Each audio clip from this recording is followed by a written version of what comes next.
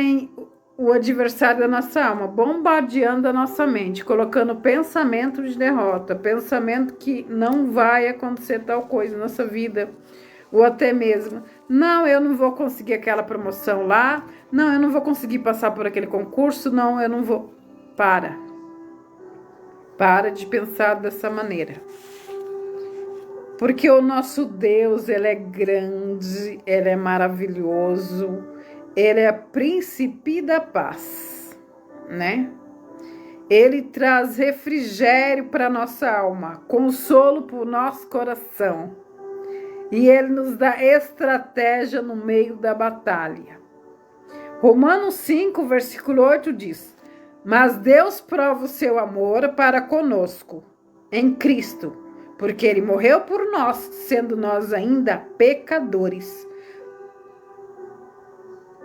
Então, logo muito mais agora, sendo justificado pelo sangue, e seremos por ele salvos da ira. Porque se nós, sendo inimigo, fomos reconciliados com Deus pela morte de seu filho, muito mais estando na reconciliação e seremos salvos pela sua vida. E não somente, mas também nós gloriamos em Deus por nosso Senhor Jesus Cristo, ao qual agora alcançamos reconciliação.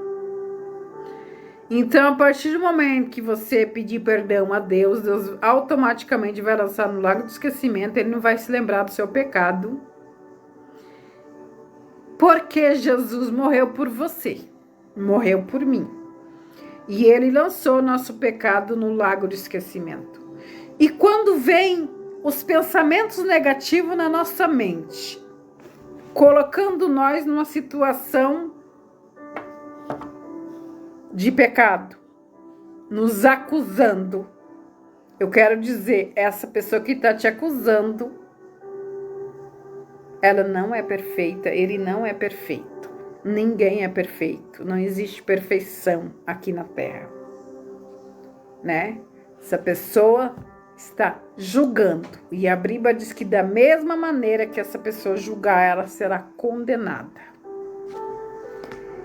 Então, não é porque a gente está na presença de Deus que outros não estão, ou porque está fraco espiritual, que a gente pode apontar o dedo para essa pessoa e dizer: ah, você está cometendo isso, você está cometendo aquilo.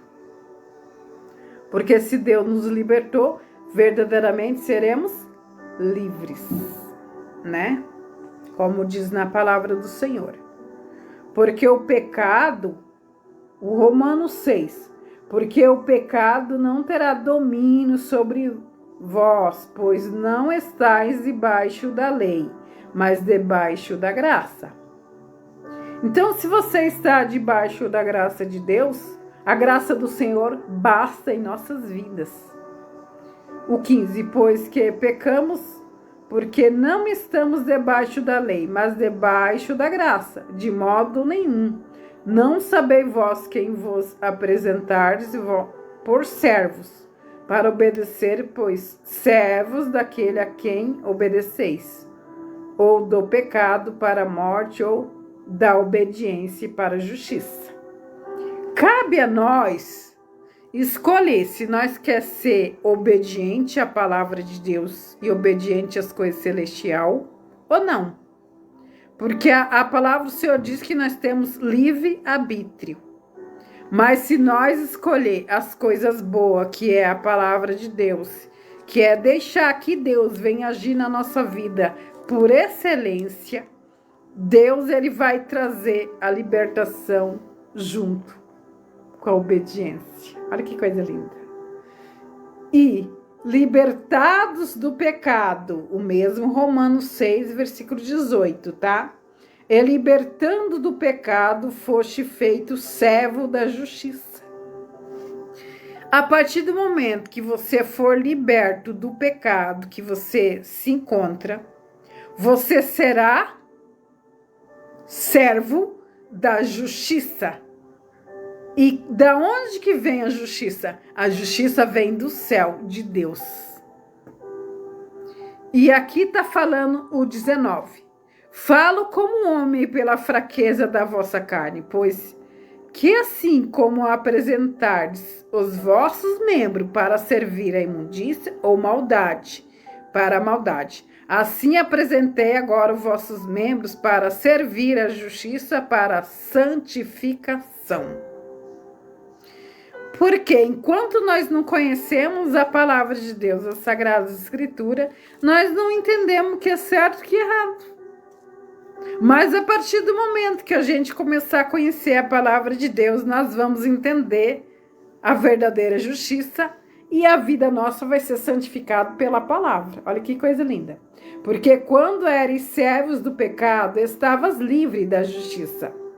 E que o fruto tinhas então das coisas que agora vos envergonhais, porque o fim dela é a morte. Mas agora, libertado do pecado, feito servo de Deus, tende o vosso fruto para a santificação e por fim da vida eterna.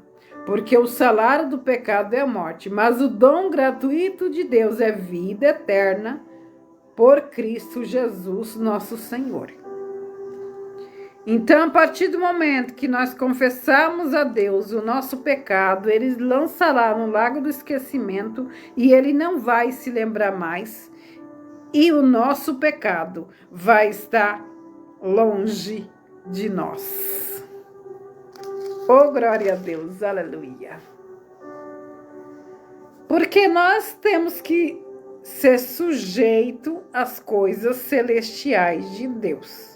Nós temos que deixar o pecado que tão de perto nos rodeiam. E todos os dias, Satanás quer cirandear conosco. Todos os dias, ele quer levar nós ao pecado. Mas segura na mão de Deus e deixa Deus ser o seu guia, o seu refúgio, a sua fortaleza. Deixa Deus ser o seu único mediador entre o céu e a terra.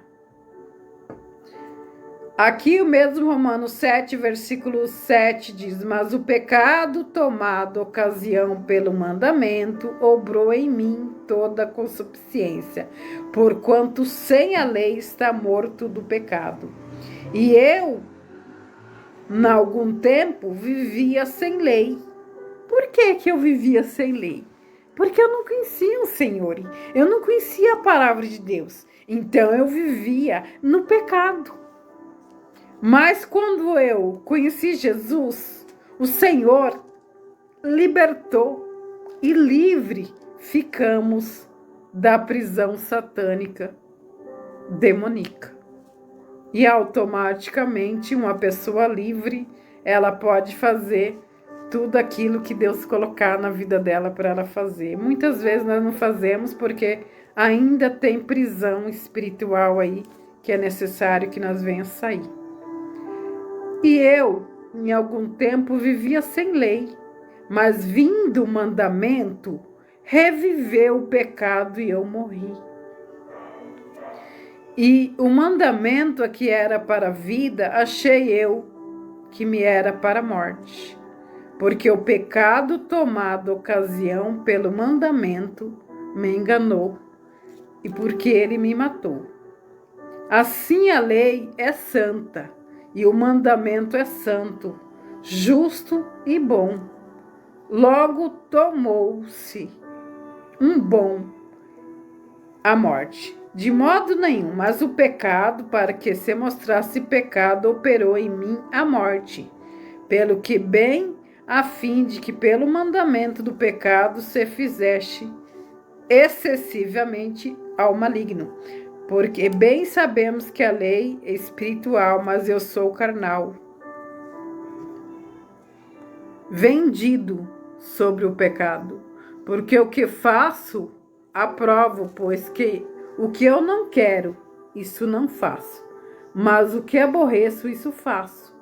E se faço o que não quero, a consciência, com a lei, é boa, de maneira que agora já não sou eu que faço isso, mas o pecado que habita em mim.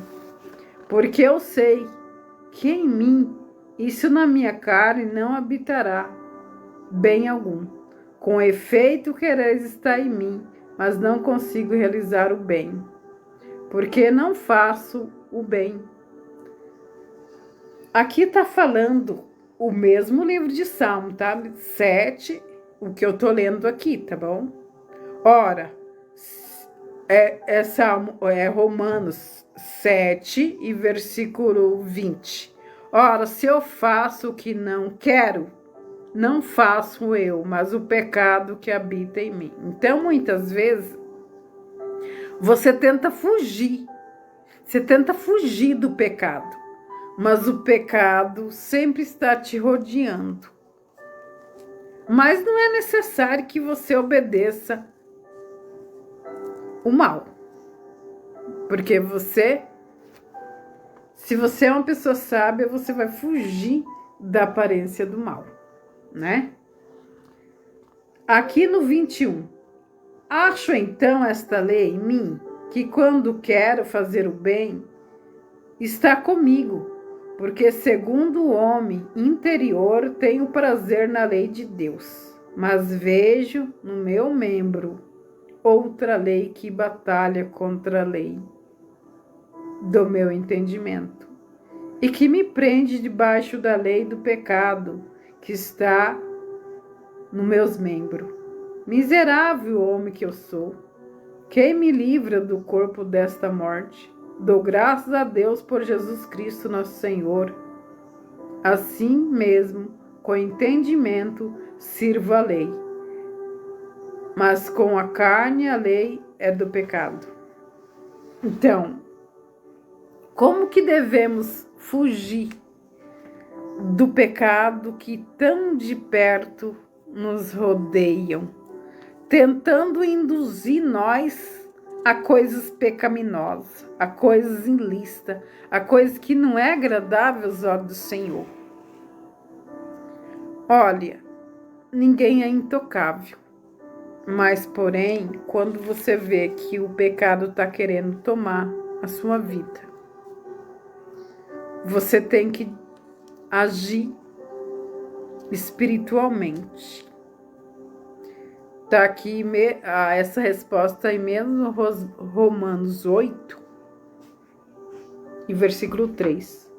Porquanto que era impossível a lei, visto como está enferma pela minha carne, Deus enviou seu Filho, em semelhança de carne do pecado, pelo pecado condenou o pecado da carne, para que a justiça da lei se cumprisse em nós, que não andamos segundo a carne, mas segundo o Espírito. Porque os que são de segunda carne inclinam-se para as coisas da carne, mas os que são segundo o Espírito inclinam para as coisas do Espírito. Porque a inclinação da carne é morte, mas a inclinação do Espírito é vida e paz. Então o pecado, ele tira a paz. O pecado, ele tira nós da posição que Deus quer nos colocar.